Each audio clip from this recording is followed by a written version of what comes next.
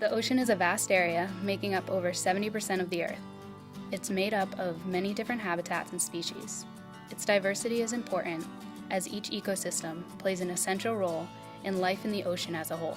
There are over 1 million known species that inhabit the oceans of the world, and scientists estimate that there may be as many as 9 million that haven't been discovered yet. Of these millions of species, coral reefs are home to around 35,000 to 60,000 species. Being an ecosystem that is home to such a large number of species, these reefs are vital to the entire ocean ecosystem.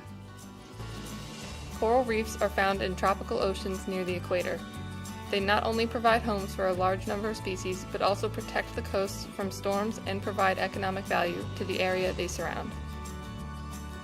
The Florida Keys are a chain of islands off the coast of the Florida Peninsula that were made from a 150-mile-long chain of coral reefs 3 million years ago. The Keys are a very popular vacation destination for people from all over the world. The economy in the Keys is largely based on the coral habitats. They provide areas for fishing, snorkeling, scuba diving, boating, and a large number of other water-based activities. Unfortunately, these reefs are dying. Climate change and the warming of the sea are causing diseases that are killing the reefs at alarming rates.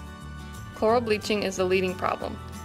Luckily, there are people at the Keys Marine Lab trying to combat this epidemic.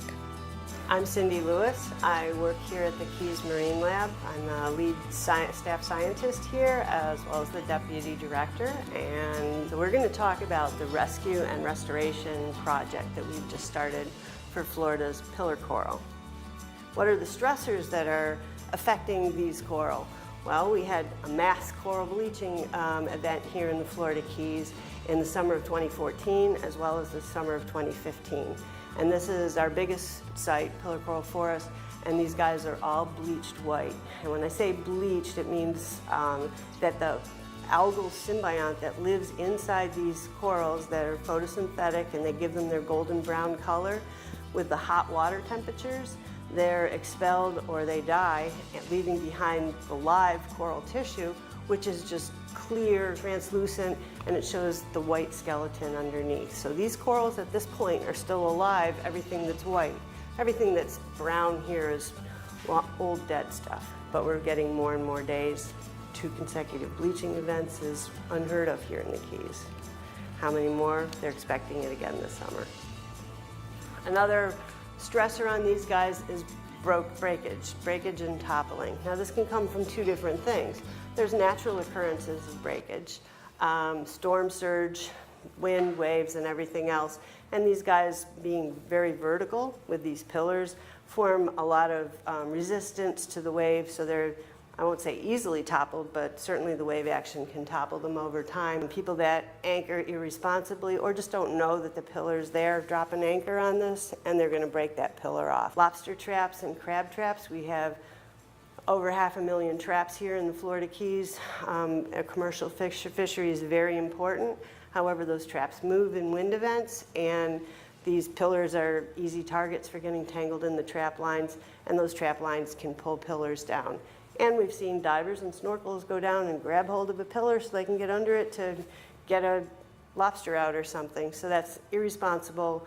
Divers and snorkelers can create that damage too. The 3 goals that we have here, first is to preserve the remaining genetic diversity, the remaining genotypes that exist on this reef. And to do this, we propose to create this living genetic bank of live corals in protected nurseries, both onshore. Here's the second goal.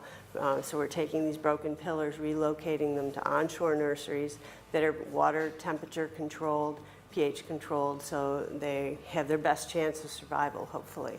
To basically say we're creating a zoo for these. So I've got brine shrimp growing here. They're in seawater. I start them from the little eggs or oocysts. In 2 to 3 days, they're enough to grow out so that I can feed them live brine shrimp to the coral. I also have some live phytoplankton here that I'm just growing. There's, that's why they're under a light. And this may just add a little bit more nutrition to the corals now that we have them in captivity. And then on top of that, I've got some frozen brine shrimp that are a little bit bigger than these guys, and some mysid shrimp just to try to give them a little bit more nutrition in addition to what they get already from the photosynthetic algae.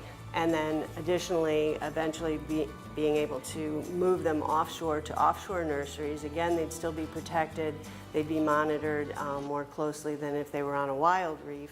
And then eventually to outplant these broken pillars to wild reefs where pillar coral exists. And sort of a two-pronged goal for that is when we replant them, we won't take them back to their home reef that they came from, but to put them at different reefs to increase the genetic diversity at the individual sites, hopefully to increase resilience at each site, and to improve possibility of reproductive success. This is hydraulic cement. It sets up in about 2 minutes, so the coral doesn't have to be out of the water for very long. This particular pillar is dead. And we did this in a springform pan, and we set the coral in it, but we've got these pieces of PVC tubing that go all the way through the concrete, so that when we take this out to the reef to put it out at a site, we can take some more cement and cement this part, the base, down to the reef, but now we can stabilize it by putting nails or spikes through these holes and spiking it down into the reef to really hold it until it has a chance to really solidify. Some of these main reef building species are no longer here to build the reef. Bioerosion is going to take over and the reefs are going to collapse. You're not going to have the structure, so the fish aren't going to have the habitat. There goes your recreational, they're not going to have coral to look at and dive on. There goes your fishing industry. These reefs are also nursery areas for a lot of the pelagics, so there goes all the offshore fishing as well. So with the collapse of this reef system, it's a snowball effect on those ecosystems. And then if you want to come topside, those reefs are actually out there as a barrier, first line of defense for storm surge. They're breaking up the wave energy from hurricanes. Without those reefs there, our islands are going to be inundated, not just from sea level rise, but from increased frequency of storms.